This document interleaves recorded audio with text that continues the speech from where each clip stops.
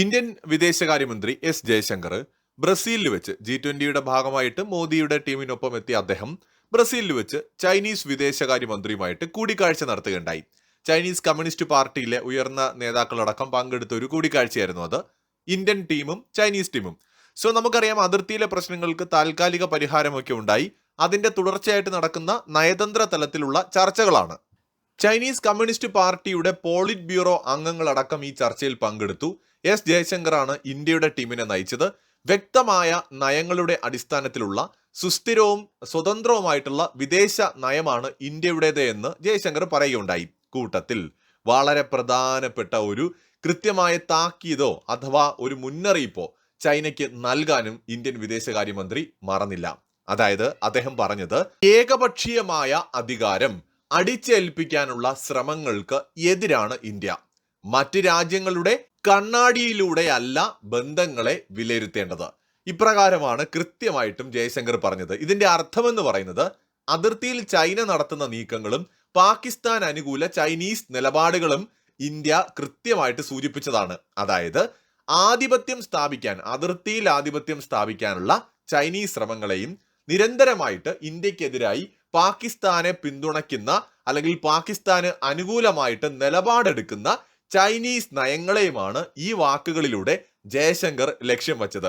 കൃത്യമായിട്ടും പറഞ്ഞത് ചൈനയ്ക്ക് മനസ്സിലായിട്ടുമുണ്ട്. ചൈനീസ് വിദേശകാര്യമന്ത്രിയുടെയും പോളിറ്റ് ബ്യൂറോ അംഗങ്ങളുടെയും മുമ്പിൽ ഇത്രയും കൃത്യമായിട്ട് തുറന്ന് പറയാൻ ഇന്ത്യക്ക് സാധിക്കണമെങ്കിൽ ഇന്ത്യയുടെ ഈ ഒരു ചർച്ചകളിൽ ഉൾപ്പെടെയുള്ള പൊസിഷൻ നമുക്ക് ഊഹിക്കാവുന്നതേ ഉള്ളൂ. അതേ സമയത്ത് ആഗോള രാഷ്ട്രീയത്തിൽ ഇന്ത്യയും ചൈനയും തമ്മിലുള്ള ബന്ധത്തിന് നിർണായക സ്ഥാനമുണ്ട് എന്നാണ് ചൈനയുടെ വിദേശകാര്യമന്ത്രിയായ വാങ് യി ഇക്കാര്യത്തിൽ പ്രതികരിച്ചത്. ഭിന്നതകളെല്ലാം പരിഹരിച്ച് നമുക്ക് ശക്തമായ ബന്ധങ്ങൾ തുടങ്ങാമെന്നും പുതിയ നീക്കങ്ങൾ ആരംഭിക്കാമെന്നും ഒക്കെയാണ് ചൈനയുടെ ഭാഗത്തു നിന്നുണ്ടായ പ്രതികരണം. അതിർത്തിയിലെ സൈനിക പിന്മാറ്റം ഇന്ത്യക്കും ചൈനയ്ക്കുമിടയിൽ സാധാരണ നിലയിലുള്ള ഒരു ബന്ധം രൂപപ്പെടുന്നതിലേക്ക് നയിക്കുമെന്നാണ് നിലവിൽ മനസ്സിലാക്കുന്നത്. കൈലാസ് മാനസ സരോവർ യാത്ര പുനരാരംഭിക്കുക, ഇന്ത്യയും ചൈനയും തമ്മിൽ നേരിട്ടുള്ള വിമാന സർവീസുകൾ തുടങ്ങുക തുടങ്ങിയ കാര്യങ്ങൾ വിദേശകാര്യമന്ത്രിമാർ തമ്മിലുള്ള കൂടിക്കാഴ്ചയിൽ ചർച്ചയായി എന്നാണ് സൂചന. നിലവിൽ ഇന്ത്യക്കും ചൈനയ്ക്കും ഇടയിൽ ഡയറക്റ്റ് ഫ്ലൈറ്റുകളൊന്നുമില്ല.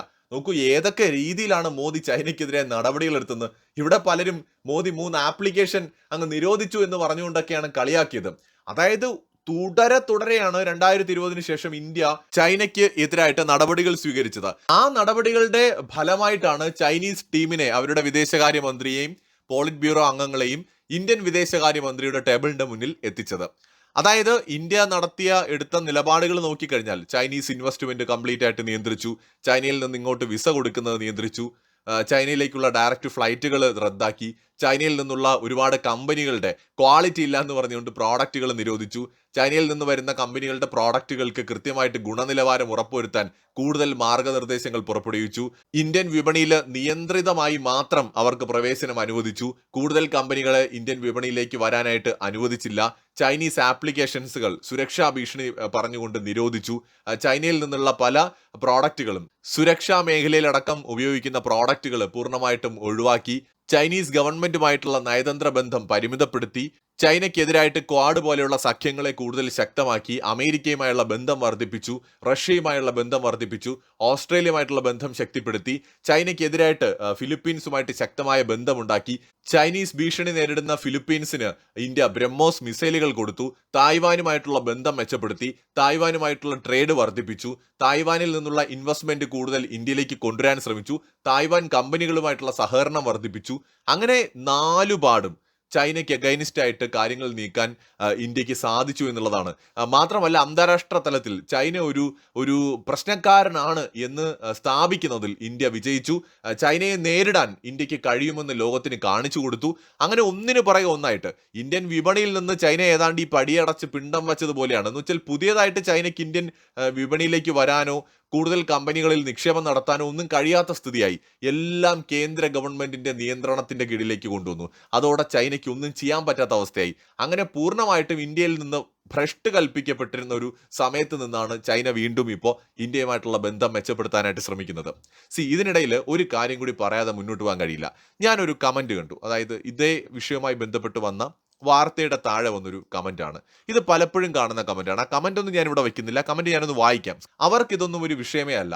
അവർ എങ്ങനെ യുഎസ്എയെ സാമ്പത്തികമായി കടത്തിവെട്ടാമെന്നും ലോകത്തെ ഒന്നാമത്തെ എന്ന പേര് നേടാനുള്ള വഴിയാണ് നോക്കുന്നത്.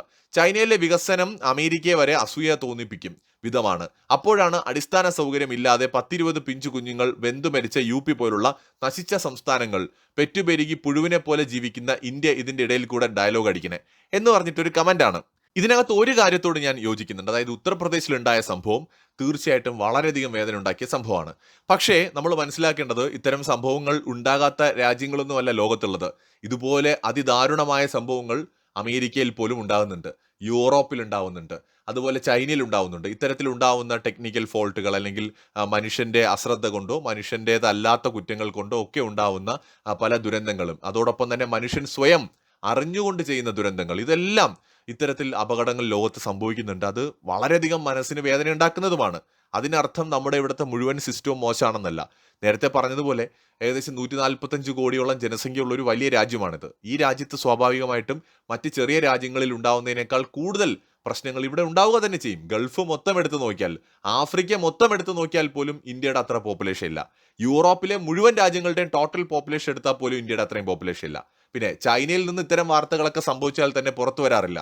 ചൈനീസ് മാധ്യമങ്ങൾ പൂർണ്ണമായും ചൈനയുടെ നിയന്ത്രണത്തിലാണ്.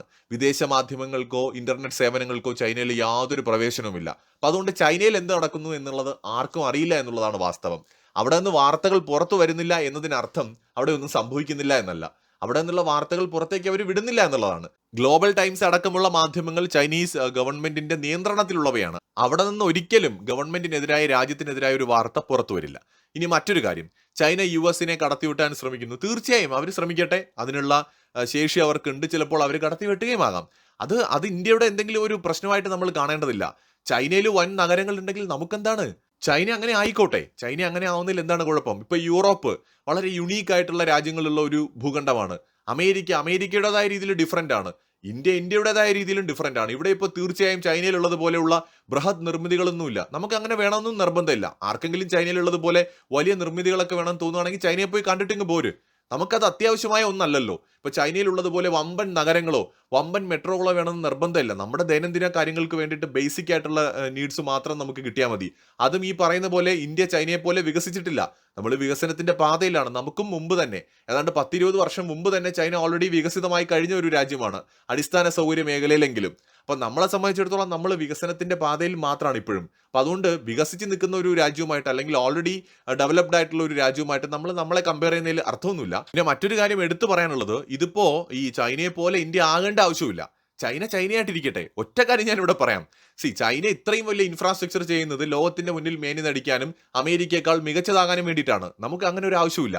നമ്മുടെ രാജ്യത്തിന് എന്തിനാണ് ചൈനയിലുള്ളത് പോലെ അത്രയും വലിയ കെട്ടിടങ്ങളും അത്രയും വലിയ മേൽപ്പാലങ്ങളും? അതിൻ്റെ ഒന്നും ആവശ്യമില്ല. ബേസിക് ആയിട്ടുള്ള കാര്യങ്ങൾ നമുക്ക് കിട്ടിയാൽ മതി. നമുക്ക് ജീവിക്കാൻ ധാരാളമാണ്. ഇതൊന്നുമില്ലെങ്കിലും ചൈനയേക്കാൾ വികസിതമല്ലേ യൂറോപ്പ്? നോക്കൂ, ലോകത്തിൽ ഏറ്റവും അധികം ആളോഹരി വരുമാനം, നമ്മൾ ടോട്ടൽ GDP എടുക്കുമ്പോഴാണ് നമ്മുടെ ഇന്ത്യ പോലും 5th പൊസിഷനിൽ വരുന്നത്. ടോട്ടൽ GDP അല്ല ലോകം നോക്കുന്നത്. ഏറ്റവും സമ്പന്നം എന്ന് പറയുന്ന ഗൾഫ് രാജ്യങ്ങളിൽ ഒന്നാണ് ഖത്തർ. ദുബായിയേക്കാൾ ഏറെ സമ്പന്നമാണ് ടോട്ടൽ UAE ഏറെ സമ്പന്നമാണ് ഖത്തർ. അതുപോലെ തന്നെയാണ് ലക്സംബർഗ് പോലെയുള്ള, മൊണാക്കോ പോലെയുള്ള രാജ്യങ്ങൾ. ഇതൊക്കെ യൂറോപ്പിൽ വരുന്ന രാജ്യങ്ങൾ എടുത്താൽ തന്നെ അതെല്ലാം ചെറിയ ചെറിയ രാജ്യങ്ങളാണ്. അവർക്കൊന്നും ചൈനയിലുള്ളതിന്റെ 10-1 പോലും ഇൻഫ്രാസ്ട്രക്ചർ ഇല്ല. മറ്റേ ഓട് മേഞ്ഞ വീടുകൾ കൂടുതലുള്ള യൂറോപ്യൻ രാജ്യങ്ങൾ പക്ഷെ സമ്പത്തിന്റെ കാര്യത്തിൽ മുമ്പിലാണ്, ആളോഹരി വരുമാനത്തിന്റെ കാര്യത്തിൽ. അമേരിക്കയെക്കാളും മികച്ച നഗരങ്ങളുണ്ട് ചൈനയിൽ എന്ന് ഇപ്പോൾ പറഞ്ഞുവല്ലോ. ഈ അമേരിക്ക എന്ന് പറയുന്ന രാജ്യത്തിന്റെ GDP പെർ ക്യാപിറ്റ എന്ന് പറയുന്നത് $80,000 ചൈനയുടേത് വെറും 13,000 മാത്രമേ ഉള്ളൂ. അപ്പോൾ അമേരിക്ക എത്രത്തോളം സമ്പന്നമാണെന്ന് ഈ ഒരൊറ്റ കാര്യത്തിൽ നിന്ന് തന്നെ മനസ്സിലാക്കാം. ടോട്ടൽ GDP-യിൽ മാത്രമാണ് ചൈന 18 ട്രില്യണിലേക്ക് എത്തുന്നത്. പെർ ക്യാപിറ്റയുടെ കാര്യത്തിൽ ഇപ്പോഴും യൂറോപ്പും US-ഉം ഒക്കെ ചൈനയേക്കാൾ എത്രയോ മുന്നിലാണ്, എത്രയോ വികസിതമാണ്. ഈ യാഥാർത്ഥ്യങ്ങൾ ഇന്ത്യക്കാർ ആദ്യം മനസ്സിലാക്കണം. നമുക്ക് ചൈനയെ പോലെയുള്ള വലിയ നഗരങ്ങളോ വലിയ അടിസ്ഥാന സൗകര്യമോ അല്ല പ്രധാനമായും വേണ്ടത്. ബേസിക് നമുക്ക് ആവശ്യമുള്ളത് മതി, നമ്മുടെ ആവശ്യത്തിനനുസരിച്ച് മതി. നമ്മൾ ചൈനയെ പോലെ ആകാൻ ശ്രമിക്കേണ്ടത് ട്രേഡിന്റെ കാര്യത്തിലാണ്, മാനുഫാക്ചറിങ്ങിന്റെ കാര്യത്തിലാണ്. ലോകത്തിലെ ഏറ്റവും മികച്ച മാനുഫാക്ചറിങ് ഉള്ള ഒരു രാജ്യമായിട്ട്, ഒരു വികസിത രാജ്യമായിട്ട് ഇന്ത്യ മാറുക എന്നുള്ളത് മാത്രം മതി. അല്ലാതെ നമുക്കിപ്പോൾ ചൈന ചെയ്യുന്ന പോലെ തന്നെ ചെയ്യേണ്ട ഒരു കാര്യമില്ല. ചൈനയേക്കാൾ സമ്പന്നമായ അമേരിക്ക പോലും ചെയ്യുന്നില്ല. കാരണം റിയൽ എസ്റ്റേറ്റിലും അടിസ്ഥാന സൗകര്യത്തിലും പരിധിയിൽ കൂടുതൽ പണം മുടക്കുന്നത് വലിയ നഷ്ടമുണ്ടാക്കും. ഇതൊക്കെ എത്ര കാലം നിലനിൽക്കുമെന്ന് കൂടി ചിന്തിക്കൂ. വലിയ മേൽപ്പാലങ്ങൾ കെട്ടുന്നു, അല്ലെങ്കിൽ വലിയ വലിയ കെട്ടിടങ്ങൾ, 50-100 നിലയുള്ള കെട്ടിടങ്ങൾ കെട്ടുമെന്ന് തന്നെ കൂട്ടിക്കോളൂ. ഇങ്ങനെ കിട്ടുന്ന നിർമ്മിതികൾ എത്ര കാലം നിലനിൽക്കും? എന്തുകൊണ്ടാണ് ഇന്ന് അമേരിക്കയുടെ നഗരങ്ങൾ നമുക്ക് അത്ര പുതുമയുള്ളതായി തോന്നാത്തത്? കാലഹരണപ്പെട്ടതുകൊണ്ടാണ്. 60കളിലും 70കളിലും 80കളിലും അമേരിക്ക സ്വർഗ്ഗതുല്യമായിരുന്നു. കാരണം ആ സമയത്ത് പുതിയതായി പണി കഴിപ്പിച്ച നഗരങ്ങളും കെട്ടിടങ്ങളും ഒക്കെയാണ് അവിടെ കൂടുതലുണ്ടായിരുന്നത്. എന്നാൽ ഇന്നത് നമുക്ക് ചൈന കാണുമ്പോൾ തോന്നുന്നു. കാരണം വളരെയധികം മോഡേൺ ആയിട്ടുള്ള ഏറ്റവും ലേറ്റസ്റ്റ് ആയിട്ടുള്ള നിർമ്മിതികളാണ് ചൈനയിലുള്ളത്. അപ്പോൾ താരതമ്യേന അമേരിക്കയുടേത് കാലപ്പഴക്കത്തിലേക്ക് പോകുമ്പോൾ പുതിയ നഗരങ്ങളും കെട്ടിടങ്ങളും ഒക്കെ ഉള്ള ചൈന നമുക്ക് കുറെ കൂടി നല്ലതായിട്ട് തോന്നും.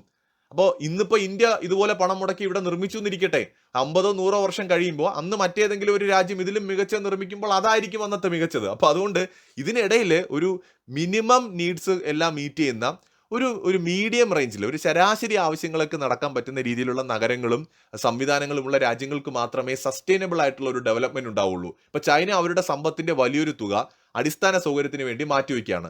ലോകത്തെ ആകർഷിക്കുന്ന കെട്ടിടങ്ങൾ കൊണ്ടുവന്നും ലോകത്തെ അമേരിക്കക്കാളും മുമ്പിലാണ്, മികച്ചതാണെന്ന് കാണിക്കാൻ വേണ്ടി ഒരുപാട് പണം അവർ മുടക്കുന്നുണ്ട്. അതിന്റെ ആവശ്യം നമുക്കില്ല. ഇന്നല്ലെങ്കിൽ നാളെ അത് ചൈന തിരിച്ചറിയാനും പോവുകയാണ്. വലിയ സാമ്പത്തിക ബാധ്യതകളും തിരിച്ചടികളും ചൈനയ്ക്ക് ഉണ്ടാവും. ഒരുപാട് കടമുള്ള രാജ്യമാണത്. എത്രയൊക്കെ മാനുഫാക്ചറിംഗിൽ മുമ്പിലാണെന്ന് പറഞ്ഞാലും വളരെയധികം കടം, ഇന്ത്യയെക്കാൾ വളരെയധികം കടമുള്ള രാജ്യമാണ് ചൈന. അപ്പൊ അത്തരത്തിലുള്ള ഒരു വികസനമല്ല നമുക്ക് വേണ്ടത്. വളരെ സസ്റ്റൈനബിൾ ആയിട്ടുള്ള ഒരു ഡെവലപ്മെന്റ് ആണ് ഇന്ത്യക്ക് വേണ്ടത്. അപ്പൊ അതുകൊണ്ട് ചൈനയെ കണ്ടുപഠിക്കുന്നെന്നും പറയുന്നതിനകത്ത് യാതൊരു അർത്ഥവുമില്ല.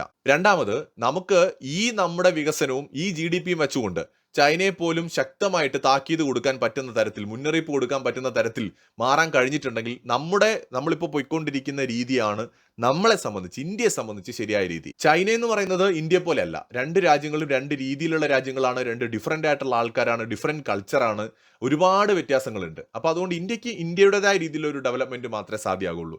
ഇപ്പൊ ഇന്ത്യയിൽ ഇപ്പോൾ ദാരിദ്ര്യമുണ്ട്, കോളനികളുണ്ട്, അല്ലെങ്കിൽ ഇവിടെ ഇപ്പോൾ ചേരികളുണ്ട്, അതുകൊണ്ട് ഇന്ത്യ വികസിക്കില്ല എന്നൊക്കെ ആരെങ്കിലും പറയുന്നെങ്കിൽ കുറച്ച് വർഷം കഴിയുമ്പോൾ നിങ്ങൾക്ക് അത് തിരുത്തേണ്ടി വരും. ഇന്ത്യ തീർച്ചയായും വികസിക്കും. വളരെ പവർഫുൾ ആയിട്ടുള്ള ഒരു രാജ്യമായി തന്നെ ഇന്ത്യ മാറുകയും ചെയ്യും. പക്ഷെ ഒരിക്കലും ചൈനയെ പോലെ ആയിരിക്കില്ല എന്ന് മാത്രം, ഡിഫറൻ്റ് ആയിരിക്കും. മറ്റൊരു വീഡിയോയുമായി വീണ്ടും കാണാം.